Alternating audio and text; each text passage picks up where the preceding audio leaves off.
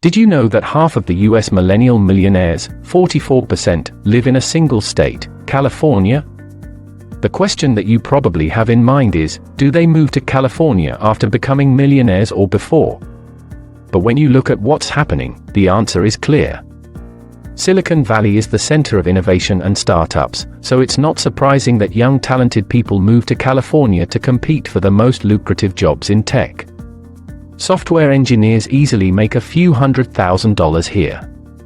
But that's not what makes them millionaires. Most companies use stock options to pay employees. If you are a talented employee and you work for Google, for example, they don't want to lose you. At the core of innovation and progress is the human mind. So the best way to keep you working for them is to simply pay you with stock option. You will receive a certain amount of stocks if you work for the company for 3, 5, or 10 years. A year passes or two, and you want to change your job and work for Zuck because he changed the name of the company to Meta. You can't. Because if you leave, your options are going to expire. You have to stay till the end of your contract to use that option. That's primarily what makes them millionaires. In fact, when companies pay their employees with stocks, they are tax deductible, so everyone benefits. The company creates these stocks out of thin air. They are tax deductible, and they are worth a lot of money, which makes these talented people millionaires. It's a win-win situation. But it's not unusual for wealth to accumulate in one city or state or in the hands of a small group of people. 43.4% of the world's wealth is controlled by the top 1%. The Pareto principle is visible everywhere. But what we want to focus on in this video is, what are the investments you have to make to be in the top 1%?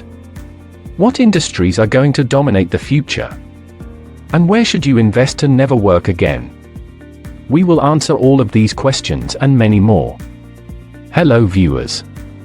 Stephen here, and I welcome you to this channel where we talk about investing, business and finance.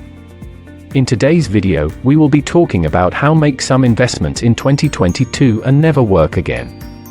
But before we begin, be sure you have subscribed to this channel and smash that like button on this video to support the channel. Thanks for doing that. Oh, and here is a little disclaimer. This is not financial advice, and everything that's said in this video is for educational and entertainment purposes. Now let's begin. Number 1. Climate tech. In the late 19th century, oil, as we know it, was discovered, and it has literally shaped the world since then. It led to the invention of automobiles, cars, planes, and rockets. It led to the biggest infrastructure project in the history of the US, highways, that shaped the entire country. In fact, if you go back 100 years ago, oil was the commodity that created America's first billionaire and the world's richest person. Young John Rockefeller realized the importance of this commodity and quickly started building his empire, where he literally created a monopoly in the country. His personal wealth grew in 1913 to $900 million, which was almost 3% of the US GDP. 3% of US GDP today is $630 billion, which means back then, he was wealthier than Elon Musk and Jeff Bezos combined. That's why his empire was broken into 34 different companies. These companies still exist today and are leading the industry. This industry has also shaped the geopolitics of the world, where it made Middle Eastern monarchies enormously rich. Aramco, which is a state-owned Saudi company that controls the oil in the country, is valued at over $2 trillion, and a few years ago, it was the world's most valuable company. However, the end of oil is coming. Despite the fact that there is still a lot of oil left, in 2019, it has reached its peak. The trend is now downward. Oil is going to be more and more expensive to extract, which means oil prices are going to keep either rising, or oil companies simply wouldn't be able to turn a profit. Which means the demand for renewable energy is only going to rise. On top of that, climate change is a problem that endangers the entire future of humanity. These two factors are fueling the climate tech industry. As oil has dominated the last 150 years, renewable tech is going to shape the next 100 years.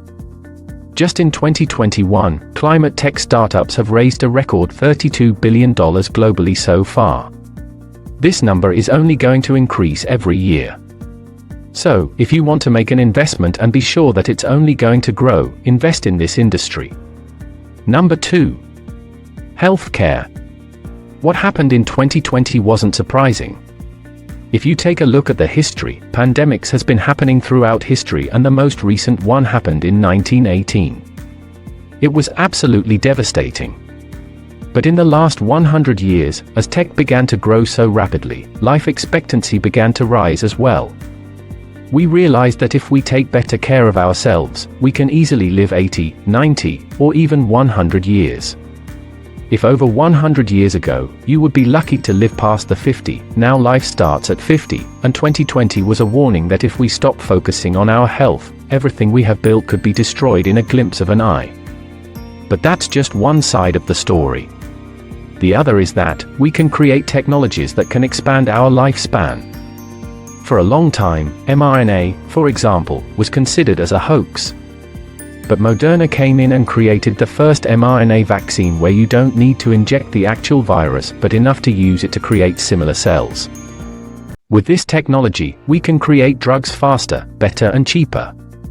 Anyone who has invested in Moderna has made massive gains since then. However, biotech companies are just emerging.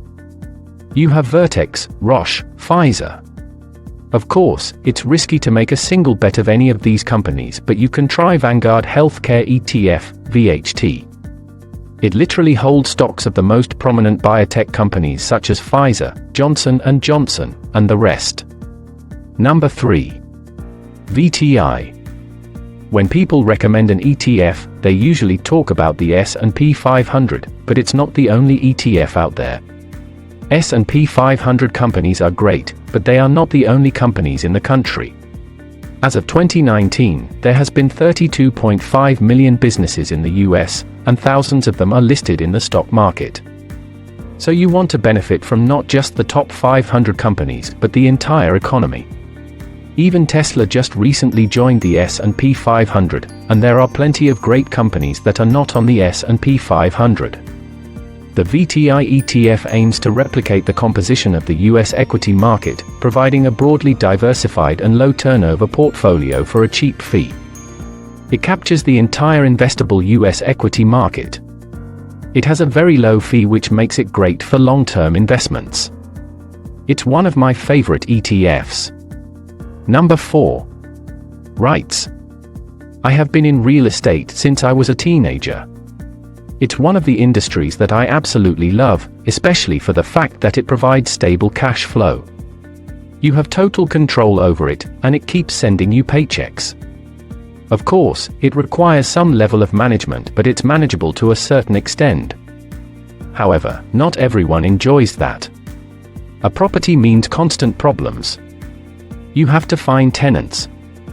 Something breaks down, you have to fix it, you have to pay taxes, renovate it, and a million other things. It's really time-consuming. What makes real estate so social is that real estate prices keep rising. Even if they crash, they will eventually bounce back. Take the biggest real estate crash of 2008. Prices haven't just jumped back to where they have been, but have risen significantly since then. So how do you invest in real estate without actually buying any property? The answer is REITs. REITs are businesses that own and manage properties, and they are traded in the stock market. So by investing in a REIT, you are investing in real estate indirectly. But what I like the most is that there are REIT ETFs like VNQ that invest in multiple REITs. Number 5. Online education. With the rise of the internet, education has become widely accessible, especially with places like Khan Academy, Skillshare and others.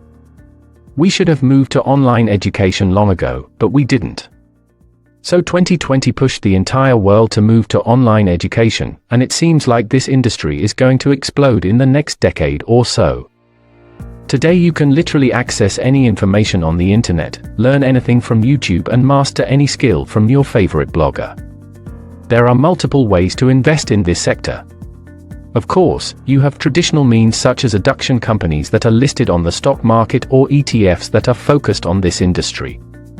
You can even get into this industry on your own if you are good enough at something. But I prefer startups in this industry because it's growing too fast and it has a huge potential. I am almost sure that 20 years from now, education is going to look entirely different with all of these new tools we have, such as VR. If you have enjoyed this video, give this video the thumbs up that it deserves. And make sure to subscribe if you haven't done that yet. Thanks for watching, and until next, bye for now.